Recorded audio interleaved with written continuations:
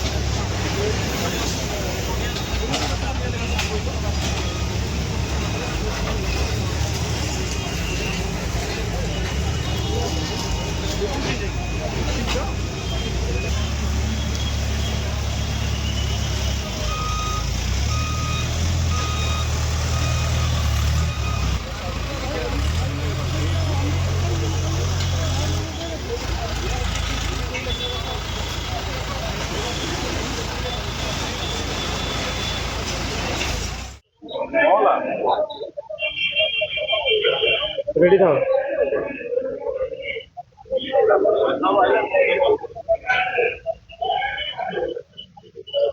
Ready था सांगे सांग ready আছে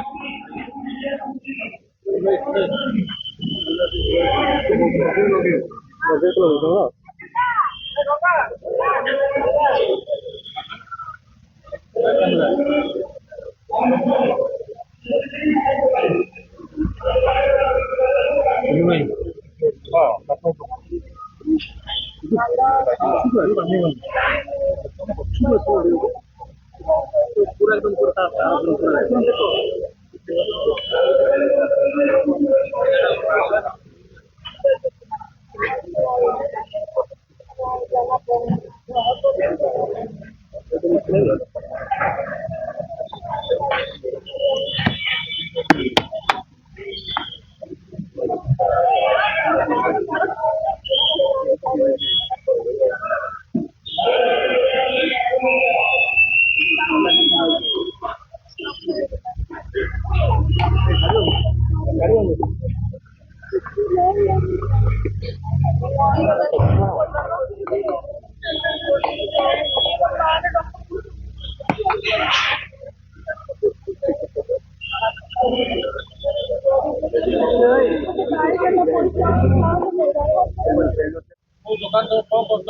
पान दुकान आमर तो ये बापा रहीबार 30-40 वर्ष पाखापाखि हम मु हैंडिकैप्ट होगा पाखु ये 18 वर्ष है दुकान करके बस घटना केमी घटला मु आज्ञा जानी मु तो शुआ को जाऊली निया धास आसबारू पदा को आसिक देखिली जे निया लगी दुकान छाड़ी देकी दौड़ी पलि गलु जीवन विकले आज्ञा सेटा मु कोई परिबिनी आज्ञा 1:30 टाइम रे मु देखिली जे निया लगी क्षयक्षति कौन मोर तो सबू तो किसी तो ना सब पोड़ी नष्ट सब दुकान डॉक्यूमेंट आउ बैंक डॉक्यूमेंट एरिया एमती सब लुगा पटा मु जा पिंधि से अच्छी आउ सब नष्ट सरकार को कौन साहाय्य करी सरकार जदि टिके दुख बुझंते ताने उपकृत होती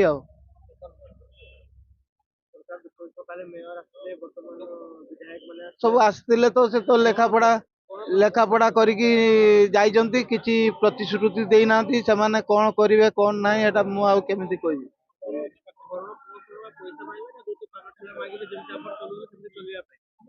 ଯେମିତି ସୁବିଧା ହବ ମତେ ଯଦି ଟିକେ କେବିନ ଭଳିଆ କରିକି ଦେବେ ତାହେଲେ ମତେ ଟିକେ ଭଲ ହବ। ବର୍ତ୍ତମାନ ଆପଣ ଭୋଟ ଦେଇଛନ୍ତି ଆଜ୍ଞା। ବର୍ତ୍ତମାନ ଏବେ ଆପଣ ଯେଉଁ 10 ଦିନ ସମୟ କେମିତି ସେ 10 ଦିନ ଆପଣ ଇଏ କରିବେ? ଏଟା କେମିତି କଣ କରିବା ଏମିତିଆ କରିକି ଚଳିବାକୁ ପଡିବ ଆଉ କଣ କରିବା। ସରକାରଙ୍କୁ କଣ ଅନୁରୋଧ କରିବେ? ଏଇ ସରକାର ତରଫରୁ ଯଦି ସାହାଯ୍ୟ କିଛି ମିଳିବ ତାହେଲେ ଉପକୃତ ହେବି ଆଉ।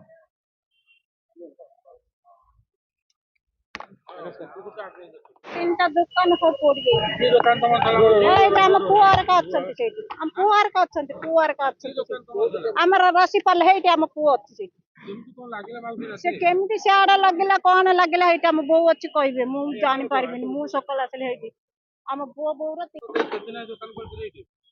ଏଇଟା ଅଜାଇର ଦୋକାନ, 80 ବର୍ଷ ଦୋକାନଟା। ଦୋକାନ କଣ ଦୋକାନରେ କଣ ପାଲ ଜରି ରସି କୋଉ ଦିନ ଏମିତି 80 ବର୍ଷ ତଳେ ଲାଗିନଥିଲା, ଆଜି ଲାଗିଗଲା ଆଉ କଣ କରିବା ଆଜ୍ଞା। ରାତିକି ବାରମ୍ବାର ନିଆଁ ଲାଗୁଛି। ଆପଣ କଣ କେମିତି କାଲି ରାତିରେ କଣ କରିବା ରାତିରେ 2ଟା ବେଳକୁ ପାଇଲି ଆଉ ଆସିଲା ବେଳେ ଦେଖିଲା ବେଳେ କିଛି ନାହିଁ। କେମିତି ଲାଗିଲା ନିଆଁ ତଥାପି? କହିପାରିବିନି ଆଜ୍ଞା କେମିତି ଲାଗି। କେତେ ଦୋକାନ ପୋଡିଯାଇଛି? 30ଟା ଖାଲି ଏଇ ପଟ ଲାଇନରେ କେତେ ଦୋକାନ? ଏପଟ ଲାଇନଟା 30ଟା, ଏପଟେ? ସେପଟେ କହିପାରିବିନି ଗଣିନି। ଏପଟ ଲାଇନରେ କେତେ କଣ ମାଲ ଥିଲା ଆପଣଙ୍କ ଦୋକାନ? ଜଣ ଜଣ ଦୋକାନ 5 ଲକ୍ଷ 6 ଲକ୍ଷ, ଚାରିପଟ ଦୋକାନ ତ ଆଉ। ଆପଣଙ୍କ ସେ ଦୋକାନରେ କଣ କଣ ଆଇଟମ ଥିଲା? ଜରି ପାଲ ରସି ଆଜ୍ଞା। କଣ ଆପଣ ବର୍ତ୍ତମାନ ଦାବି କଣ ଅଛି? ସକାଳୁ ଯାହା ମେୟର ଦେବେ କହୁଥିଲେ ଆଉ। ଯେ ସେ କହିଛନ୍ତି ତ ମେୟର କହିଛନ୍ତି ସେ ସବୁ ସଫାସଫି କରିଦେଇକି ଦୋକାନ କରିକି ଦବ କରି କହିଛନ୍ତି ସକାଳୁ ଆଉ ମେୟର ଏଇଠି। କହିଥିଲେ ଯେ କିଛି ମାନୁନାହାନ୍ତି ତାପରେ ତ ନୂତନ କହିଥିଲେ ଆଉ ରାଗ ରୁଷାରେ କିଏ ହେଲେ କହିବ, ଆମେ ତ ସେଇ ହିସାବରେ ତ ଆମେ ଚାଲୁଥିଲୁ। ଯେତିକି ସାଇଜରେ ସେତିକି ସାଇଜରେ ବସୁଥିଲୁ। ଲୋକ ଯଦି କମ୍ପ୍ଲେନ କରିବେ ତାହେଲେ ଆମେ କଣ ଦାୟୀ କହୁନାହାନ୍ତି ଆଜ୍ଞା। ଆମେ ତ ସୁରକ୍ଷା ହେଇଗଲୁଣୁ ନା। ଆମେ ଜାଣିଲୁ ଏଇଠି 2 ପଇସା ଆମକୁ ଇନକମ ହଉଛି, ଆମ ପିଲା ଛୁଆ ଚଳୁଛି କରିକି, ଆମେ ଏଇଠି ତ ଇନକମ କରିକି ଆମ ପିଲା ଛୁଆକୁ ଚଳଉଛୁ। ସକାଳୁ କହୁଥିଲେ ତାଙ୍କୁ କହିଲେ କିଛି ମାନୁନଥିଲେ। କହିଥିଲେ ଆଉ କଣ ଆମେ କହିଥିଲେ ସେ ଯାହାହେଲେ ବି ମ୍ୟାଡମ ର ଗୋଡ ହାତ ଧରିଲୁ, କହିଲୁ ମ୍ୟାଡମ ଏମିତି ଏମିତି ଆମର ଟିକେ ଅସୁବିଧା ସୁବିଧା କଥା ଶୁଣନ୍ତୁ। ସେ କହିଲେ ଯୋଗାଯୋଗ କରିବି ବୋଲି କହିଛନ୍ତି। କେବେ କଣ କରିବେ ବୋଲି କହିଛନ୍ତି? ହଁ କହିଛନ୍ତି ଏଇଟା ସଫା ହେଇଯାଉ, ଆରମ୍ଭ ହବ ସଫା କ୍ଷତି ହବ। ଆପଣ କଣ କରିବେ? ଆପଣଙ୍କର କେତେ ଟଙ୍କା କ୍ଷତି ହେଇଛି? 5-6 ଲକ୍ଷ କ୍ଷତି ହେଇଛି ଆଉ। କାଗଜ ପତ୍ର ସବୁ ଡକ୍ୟୁମେଣ୍ଟ ସବୁ ପୋଡିଗଲାଣି। ବୋଉର କାଗଜ ପତ୍ର ସବୁ ପୋଡିଗଲାଣି। ରଖିଥିଲି ମହାଜନକୁ ଦବା ପାଇଁ ପଇସା। ଜଣକୁ ଦବାର ଥିଲା 20,000, ଜଣକୁ ଦବାର ଥିଲା 60,000, ସବୁ ପଇସା ପୋଡିଗଲା। ନିଆଁ ଲାଗିଲା ଆପଣ ଥିଲେ କୋଉଠି? ଘରେ ଥିଲେ ଆଜ୍ଞା, ମୋ ବୋଉ ଶୋଇଥିଲା। ନାଇଁ ଆଜ୍ଞା ସେମିତି ଭାଇ ମୁଁ କହିପାରିବିନି, କିଏ ଲଗେଇଛି କିଏ ନ ଲଗେଇଛି ଭଗବାନଙ୍କୁ ଜଣା। କେମିତି ଲାଗିଲା କଣ ଲାଗିଲା ଆମେ ଜାଣିନୁ, ଆସିଲା ବେଳେ ତ ଦେଖୁଛୁ ଆଉ ଆମ ଦୋକାନ ଟା ପୋଡୁଛି ଆଉ। ଯାହା ସରକାର ଦେବେ ଆମକୁ ଆଉ, ଏଠି ଦୋକାନ ଯାହା ଦେବେ ଭାଙ୍ଗା ଭଙ୍ଗି କରିକି ଆମକୁ ଦୋକାନ ଟା ଦେଇଦେଲେ ଆମେ କୋଉଠି ବାକି ପତ୍ର କରିକି ଆମେ ଚଳିବୁ ଆଉ। କୋଉଠି ଆଡଜଷ୍ଟ କରି ଚଳିବୁ, ଆଉ ଚଳିବୁନି ପିଲା ଛୁଆକୁ ପଢେଇବୁ କେମିତି, ମଣିଷ କରିବୁ କେମିତି? ଆମେ ସିନା ମୂର୍ଖ ହେଇଗଲେ ଆମ ପିଲା ଛୁଆ ମୂର୍ଖ ହେଇଯିବେ। ଯାହାହେଲେ ଏଇଠୁ ତ କମେଇକି ତ ପାଠ ପଢେଇବୁ ନା, ରୋଡ ଉପରେ ଯେମିତି ବେପାର କରୁଥିବୁ ସେମିତି ବେପାର କରିବୁ ଆଜ୍ଞା। ଆଉ କଣ କରିବା? କଣ କରିବା କୁହ, ବାପା ମା ବି ସହି ସହିକି ଆସୁଛନ୍ତି, ଆମେ ବି ସହିବୁ ଆଉ କଣ। ଆଉ ସେତିକି ନା ନା ମେୟର କଥା ଆମେ ଶୁଣିଥିଲୁ, ମ୍ୟାଡାମ ଯୋଉଟା କହୁଛନ୍ତି ଆମେ ତାଙ୍କ କଥା ଆଗରୁ ବି ମାନିଥିଲୁ। ଆମେ ଲାଇନ ଟା ପୁରା କ୍ଲିୟର କରିଥିଲୁ, ଲାଇନ ଟା ଭଲ ସଫାସୁଫି କରିକି ଆମେ ଦାୟିତ୍ୱ କରି ରଖିଥିଲୁ। ଆଜି ଏଠି ବର୍ଷେ ହେଲାଣି ଭଲ ସଫାସୁଫି ଦାୟିତ୍ୱ, ସବୁ ଦୋକାନ ପୋଡିଲାଣି, ଗୋଟେ ଦୋକାନ ପୋଡିଲେ ଗୋଟେ ଲୋକ ସୁଧୁରି ଯିବେ ନା, ସେଥିପାଇଁ ଗୋଟେ ଦୋକାନ ଟା ପୋଡିଲା କରି ଆମେ ଏଇଠି ପୁରା ବର୍ତ୍ତମାନ ପୁରା ସାଇଜ ହେଇକି ବସିଛୁ। ଯେତିକି ଆମର ଭେଣ୍ଡିଅନ 2-3 ଫୁଟ ଅଧିକା ରଖିକି ବସିଛୁ ଆମେ, ସେତିକିରେ ଆମେ ଭଲ ଥିଲୁ। ତାପରେ କେମିତି କଣ ଲାଗିଗଲା ସେ ଭଗବାନଙ୍କୁ ଜଣା, ଆଉ କଣ କହିପାରିବେ। ଆଜିର ବହୁତ ଗୋଟେ ଦୁଃଖଦ ଦିନ, ମାନେ ଆଜି ଗୋଟେ ଦିନ ଯୋଉଟା କି ଉଠା ଦୋକାନୀ ମାନେ ଜେନେରାଲି ସେଲିବ୍ରେଟ କରନ୍ତି, ଆଜି ଜାତୀୟ ଉଠା ଦୋକାନୀ ଦିବସ, କିନ୍ତୁ ଏଭଳି ଦିନରେ ଏଭଳି ଏକ ଦୁର୍ଘଟଣା ହେଇଗଲା ଯୋଉଟା ମାନେ ମୁଁ ତ କହିବି ରାତି ଅଧରେ ନିଆଁଟା ଲାଗିଲା ଆଉ ଇମିଡିଏଟଲି ବ୍ୟାପି ଯାଇଥିଲା। ଏଇ ଗଛ ବି ମତେ ପିଲାମାନେ 1 ନମ୍ବର କହୁଥିଲେ, ଗଛ ଯାଏ ନିଆଁ ଚାଲି ଯାଇଥିଲା। 45 ଜଣଙ୍କର ପାଖାପାଖି ଦୋକାନ ଜଳି ଯାଇଛି। ଆମର ହେଲା ଯେ ପ୍ରଥମ କଥା ତ ଦୁର୍ଘଟଣା ପ୍ରଥମେ ହେଲା, ସବୁବେଳେ ହଉଛି ପ୍ରଥମେ ସିକ୍ୟୁର କେମିତି ରହିବ, ମାନେ କେମିତି ସେଇଟା ଇମ୍ପୋର୍ଟାଣ୍ଟ। ଆଉ ଏଇ ଯୋଉ ହେଇଯାଉଛି ମାନେ ଏଇ ଦୋକାନୀ ଭାଇ ମାନଙ୍କର କାହାର ଇନ୍ସୁରାନ୍ସ ନାହିଁ। ଆକ୍ଚୁଆଲି ଇନ୍ସୁରାନ୍ସ କମ୍ପାନୀ ମାନେ ସେମାନେ ଇନ୍ସୁରାନ୍ସ କରୁନାହାନ୍ତି।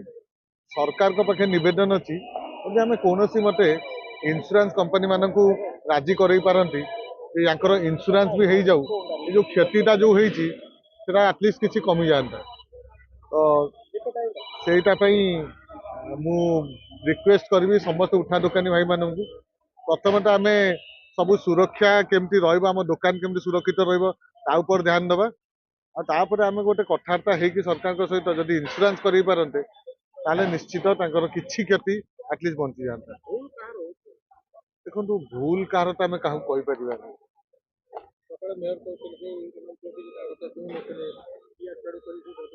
ना भाई मैंने देखते मैंने निज रोजगार मेन्टेया को आसने बहुत परिश्रम करके दुकान करके घर चलाउं भूल तो तांकर मु जमा कह भूल अच्छी आमको किसी स्टेप्स नवा पड़ो से स्टेप्सटा नहीं जमी सब आजिकल देखो सर्ट सर्किट केत भी राति अधर हो कौट भी हो जाए प्लास्टिक आइटम थी रस्सी गुरा थी एटे तो निआ लगे इमिडिएटली व्यापीज वान्स कौट के कौन हो जाऊँगी आम कार भूल कहीपर ना आम गोटे कथा कहीपर आम प्रिकसन नहीं पार आदि किसी दुर्घटना हो जाऊँगी तार जमी आउ माने क्षतिटा केमती कमी पार फोकस कर तो आम इन्शुरांस कंपनी सहित कथा है जदि आम इन्शुरांस कर पारते भल ना अतीन्द्र कुमार साहू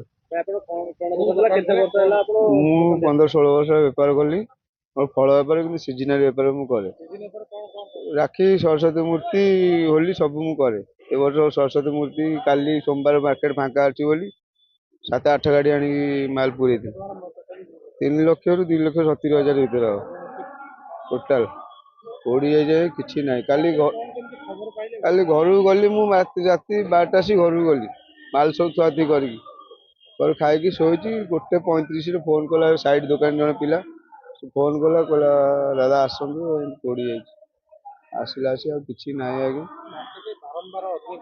आज्ञा सुरक्षा समस्ते आम तो घर गले लाइन राति कौन है दिन कौट लगे भी आम आगे खबर जानी सरकार को ये विनीत समस्त मैं हांडी भांगी लोक आप जहाँ साहाଯ୍ୟ କରିବା କଥା କରିବେ।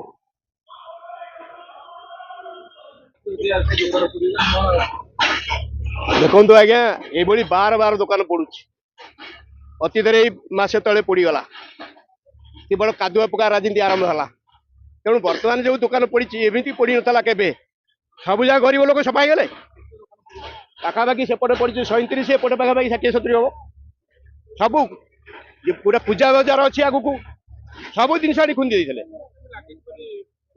आम कही बर गछ पाखर निआ लगिला गोटे सिलिंडर टांकी फाटी निआ सेपटू जम्प कला जदि सिक्यूरीटी था राज्य सरकार कोटी कोटी टका राजस्व नौ राज्य सरकार भी किसी ज्ञान हवा दरकार जदि ये सिक्यूरीटी था 4टा सिक्यूरीटी चारिपट था खबर पाई जाते आसी जा पहुंच जाते सहीटा ना निआ निभाई जंत्र ना कौन हम आज्ञा हाँ फायर गाड़ी निआ निभेला समस्त आसवे ये पोड़ा ना सब सफा हो देखुना पोड़ा ना सब सफा एगुड़ा मौका मिली सफा कर दियो ये हूँ आज चलती तेणु आम दाबी करुँ जो दुकानी मैंने पड़ जाइए क्षतिपूरण 5 लाख टका दियो आई दुकान घर जोगई दियो एवं सिक्यूरीटी रख भविष्य में जमी निआ न लगे जो बजेट है मार्केट कम्प्लेक्स भाई कोटी कोटी टका सांक्शन होती आम आगे शुणी आऊँ 10 वर्ष है कौन मार्केट कब से क्वार्टर भांगीदेल कहीं से विकास कहीं जब से विकास होता आज विनाश होना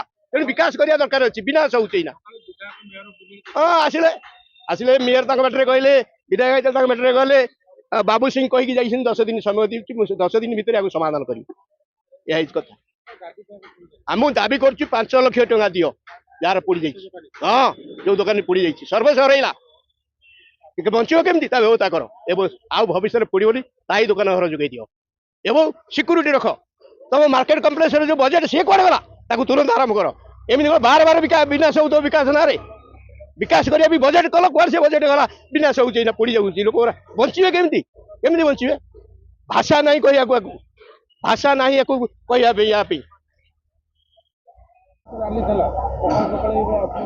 नहीं प्रकृत में दुखर घटना आज हूँ जातीय उठा दोकानी दिवस आजिका दिन में पार्लियामेंट उठा दोकानी आईन पास करा 2014 मसीहा जनवरी 20 तारिख दिन यहाँ पार्लियामेंट जेहेतु उठा दोकानी आईन पास कराइला आज 20 तारिख 2026 20 तारिख आज गोटे बड़ प्रोग्राम आमर था बहुत बड़ प्रोग्राम ये पाखापाखि 8-10 हजार लोक होता ଆମେ କାଲି ରାତି 1:30 ସାଢ଼େ 1:00 ମୁଁ ଏଠୁ ଗଲି, କିଛି ଅଘଟଣ ଘଟି ନଥିଲା ଏବଂ ଟେଣ୍ଟ ବନ୍ଧା ଚାଲିଥିଲା, ସବୁ ଠିକ ଥିଲା। ମୁଁ ଜଷ୍ଟ 10 ମିନିଟ୍ ପରେ 1:40 ବେଳୁ ମୋତେ ଖବର କଲା ଯେ ଭାଇ ନିଆଁ ନେଇଗଲା, ଶୀଘ୍ର ଆସ।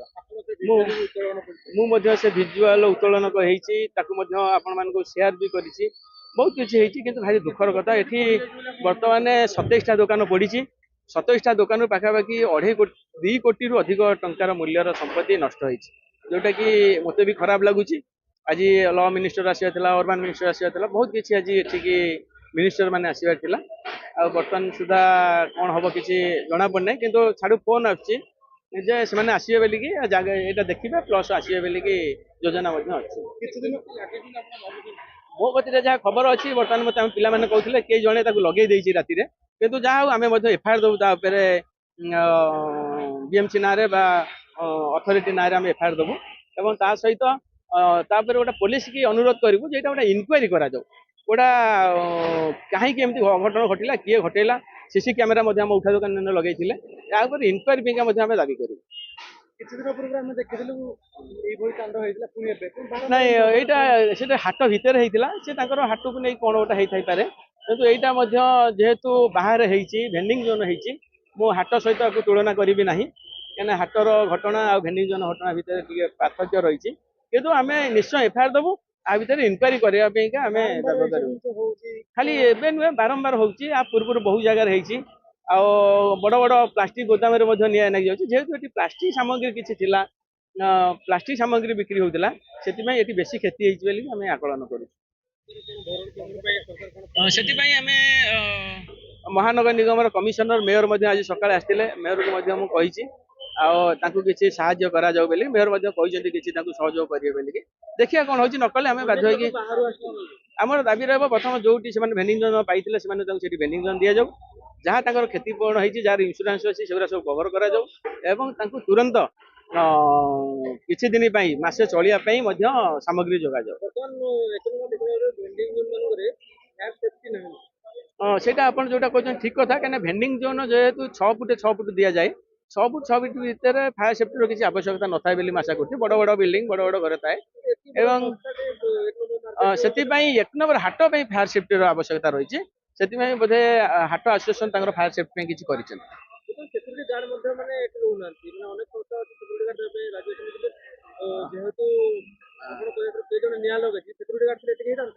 ନାଇଁ, ସିକ୍ୟୁରିଟି ଗାର୍ଡ ମଧ୍ୟ ରହୁଛନ୍ତି, ବହୁତ ଜାଗାରେ ସିକ୍ୟୁରିଟି ଗାର୍ଡ ରହୁଛନ୍ତି, ବହୁତ ମଧ୍ୟ କିଛି କାର୍ଯ୍ୟକାରୀ କରାଯାଉଛି।